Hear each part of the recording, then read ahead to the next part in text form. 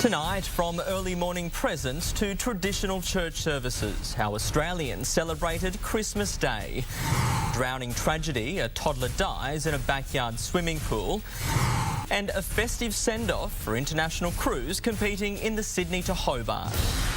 This is NBN News with Tyson Cottrill. Good evening. The gifts have been opened, the feasting is far from over and the parties are well and truly underway as Australians celebrate Christmas. It might not have been a picture-perfect summer day, but the grey skies failed to dampen festive cheer. No matter how young, it's simply instinctive. Even when the prize is bigger than you are, a child and a Christmas present can only end one way. Churches were bursting with thousands of worshippers pausing to remember the true meaning of Christmas. As the year draws to a close, Christian leaders around the world shared messages of love, peace and tolerance for all. Beneath sandstone walls and stained glass windows, St Andrews swelled with a chorus of voices united in their faith. It was a similar story in the Hunter, with many marking the day's true meaning, while for others it was all about spending time with family, many rising early after a visit from the man in red. It may not have been the weather we'd wished for, but it didn't stop some Novocastrians enjoying Christmas morning outdoors. For many families, though, the day started even earlier. To other news now, and a toddler has died after he was found floating face down in a portable backyard swimming pool in Sydney's west. Paramedics rushed the 2-year-old to hospital, but sadly, he couldn't be saved. A toddler taken from this Bass Hill family home by paramedics after the unthinkable. The little boy about to turn 2.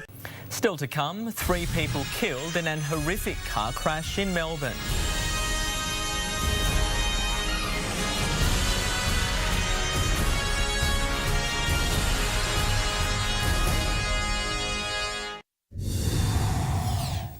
A speeding driver has been blamed for a head-on crash in Melbourne that's left 3 people dead and an innocent passenger fighting for life.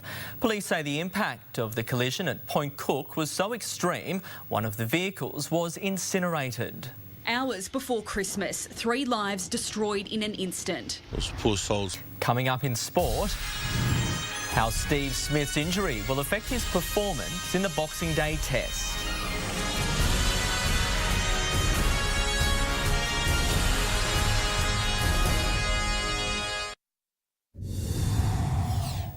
Australian skipper Steve Smith has conceded his hand injury could change the way he bats in the Boxing Day test.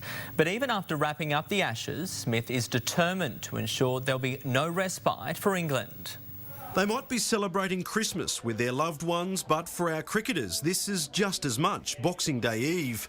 Serena Williams will make her return to the tennis court next week after almost 4 months off after giving birth to her daughter. The 36-year-old hasn't played competitive tennis since winning the Australian Open in January, but will make her comeback in an exhibition match in Abu Dhabi next week. She's my inspiration. She's the only... Next, we'll have all your local weather details.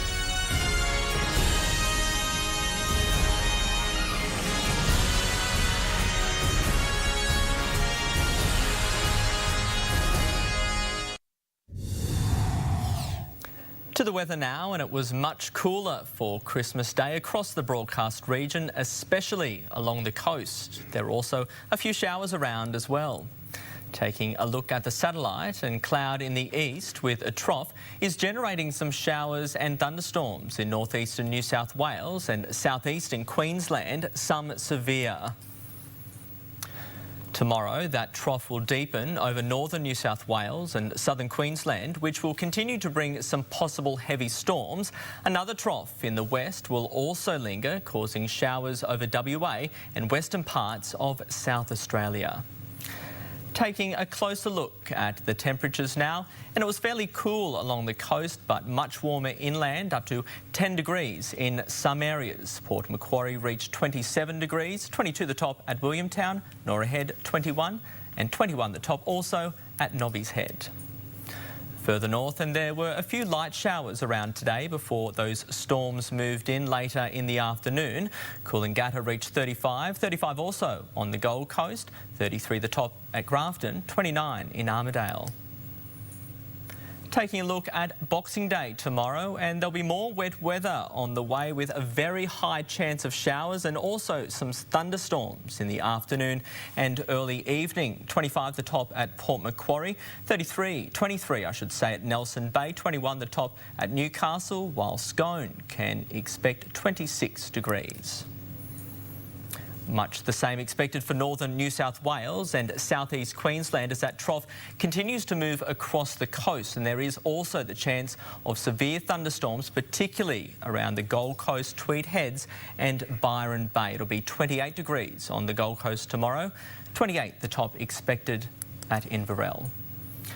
On the water now, and on the Byron coast, seas 1.5 metres with a 2-metre swell, and there is a strong wind warning present for the Macquarie and Hunter coast with winds of around 30 knots expected there. The 7-day outlook now, in Newcastle can expect a few showers on Wednesday, 25 the top on Thursday. It'll reach 28 on Friday, and those rains will continue over the weekend. In Tamworth, it'll be a little warmer. Some storms around tomorrow, 31 the top on Wednesday, 34 expected on Friday. Having a look at Gosford, 24 degrees tomorrow. It'll reach 32 degrees on Friday, and some showers around for the weekend. At Coffs Harbour, expect a wet week, 26 degrees tomorrow, 28 on Thursday, 31 the top expected on Saturday. Further north to Lismore, and it'll be a few showers around for much of the week. It'll reach 29 degrees on Friday, 31 expected on Saturday, and much the same on the Gold Coast. Some showers around tomorrow, 28 degrees for Tuesday and Wednesday, reaching 30 degrees for the weekend.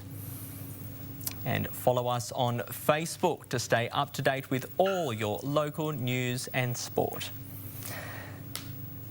And that's our bulletin for this evening. From all of us here, we hope you have a very Merry Christmas. Good night.